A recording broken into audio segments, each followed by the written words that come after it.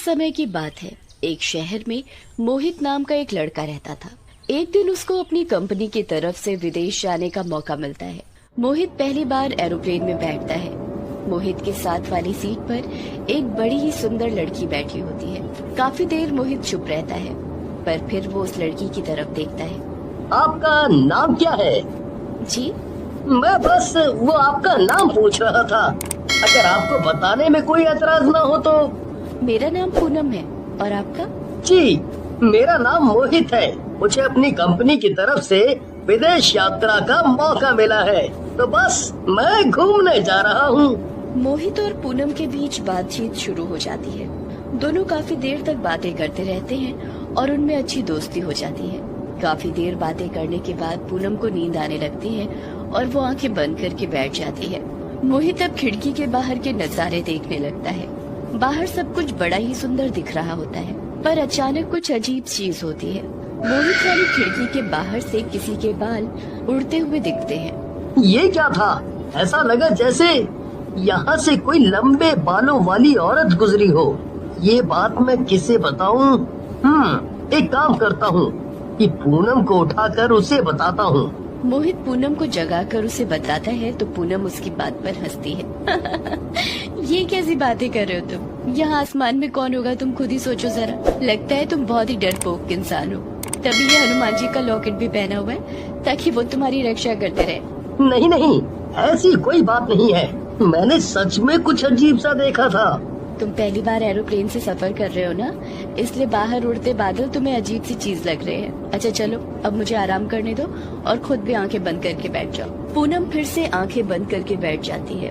पूनम की बात मानकर मोहित भी आंख बंद करके बैठ जाता है। कुछ देर तो वो इस बात को नहीं भूल पाता, पर फिर उसकी आंख लग जाती है। जैसे ही मोहित की आंख लगती है, उसकी खिड़की पर आकर कोई उसे बोलता है, आजा आजा आजा। वो अजीब आवाज सुनकर मोहित झट से डर कर उठ जाता है और इधर उधर देखकर चिल्लाने लगता है। मोहित की चीख सुनकर आसपास बैठे लोग उसे ही देखने लगते हैं और वहाँ जल्दी से एयर होस्टेस भी आ जाती है। क्या हुआ सर, कोई प्रॉब्लम है क्या? नहीं नहीं, वो क्या हुआ मोहित? लगता है तुमने फिर कुछ देख लिया। ओह, तो इस बार कुछ सुन लिया। मोहित की बात को कोई सच नहीं मानता और उल्टा सब उस पर हंसते हैं। मोहित सोच लेता है कि अब वो चुपचाप अपनी सीट पर बैठा रहेगा। थोड़ी देर बाद मोहित की खिड़की पर एक हाथ आता है और अचानक गायब हो जाता है। मोहित जल्दी से खिड़की के बाहर देखता है तो एरोप्लेन के आसपास एक बहुत ही बड़ी चुड़ैल उड़ रही होती है। मोहित की तो हालत खराब हो जाती है। हे भगवान, मैंने जो पहले देखा, मतलब वो वहम नहीं था। अब मैं क्या करूं? अगर मैंने सबको इस वक्त कुछ भी बोला तो सब फिर मुझ पर हंसेंगे। मैं कैसे सबको यकीन दिलाऊं? क्या करूं? अभी भी वो चुड़ैल एरोप्लेन के आसपास उड़ रही होती है। वो चुड़ैल हवाई जहाज से भी ज्यादा बड़ी होती है और उसकी शक्ल बहुत ही खतरनाक होती है। अचानक वो चुड़ैल उड़ते उड़ते दूर चली जाती है। मोहित को उसे दूर जाते देख बड़ी तसल्ली होती है। उसे लगता है कि अब वो चुड़ैल वापस नहीं आएगी, पर कहीं न कहीं मोहित के मन में डर होता है। वो डर की वजह से बस पूरा टाइम खिड़की के बाहर ही देखता रहता है कि कहीं वो चुड़ैल वापस ना आ जाए। मोहित बाहर देख ही रहा होता है कि इतने में वो चुड़ैल वापस आकर एरोप्लेन को निगल लेती है और अचानक बाहर बिल्कुल अंधेरा हो जाता है। सब लोग घबरा जाते हैं। अरे ये बाहर बिल्कुल अंधेरा कैसे हो गया? आप सब परेशान ना हो, शांति बनाए रखें। पूनम, जल्दी उठो। देखो देखो जरा, बाहर पूरा अंधेरा छा गया है। क्या हुआ? क्या हुआ? बाहर देखो क्या हुआ है। हे भगवान, यहाँ तो चारों तरफ अंधेरा ही अंधेरा है, कुछ भी नहीं दिख रहा। ये हम कौन सी जगह हैं? आखिर ये हो क्या रहा है?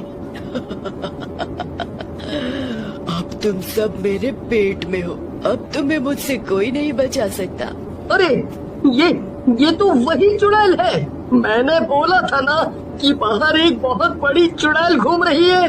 किसी ने मेरी बात पर यकीन नहीं किया। देखो अब हम कहाँ फंस गए। इस चुड़ैल ने तो पूरा एरोप्लेन ही निगल लिया।